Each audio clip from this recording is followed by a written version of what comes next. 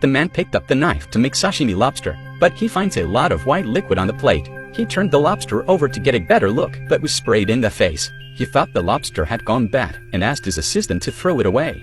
Although the assistant thought it would be a shame to throw it away, but he picked it up and handed it to the apprentice next to him. But the apprentice was also sprayed. On the other hand, the chef is carefully preparing the dishes for the guests, but his hands began to shake uncontrollably. The chef had no choice but to leave the work to his assistant. He wandered into the backyard to rest. At the same time, the girl's forehead began to sweat, but neither of them realized the danger they were in.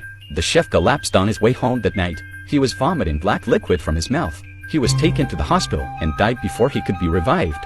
The assistant remained unconscious. In all her years as a doctor, Lucy had never seen anything like it. She came to the restaurant to find out what was wrong. From the manager, she learned that their illness might be related to lobster, and that the girl who handled the lobster wasn't at work today. Lucy followed the manager's address to the girl's house. She knocked on the door but found it unlocked. She carefully opened the door and went inside, but the house was empty.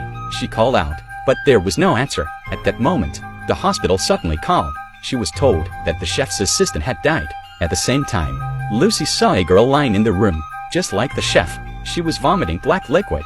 She looked like she had been dead for a long time. In order to find out the exact cause of their death, Lucy collected blood for testing.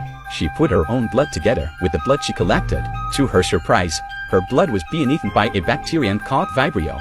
Under normal circumstances, Vibrio bacteria are normally found in people with skin injuries, but it's destroyed by the red blood cells in the blood, so it doesn't cause death. But the chef's blood is the opposite. The red blood cells are being rapidly consumed by Vibrio. Luckily, no one else has been infected except the three of them. But just when everyone was feeling lucky, a car washer suddenly felt weak. He began to lose consciousness. Then he vomited black blood and fainted. The symptoms were exactly the same as the chef's. Obviously, Vibrio has spread through the lobster. Anyone in the vicinity of the restaurant could be infected. The number of patients in the hospital is increasing. Lucy didn't know what to do. She had no choice but to call her husband and ask her family to leave as soon as possible.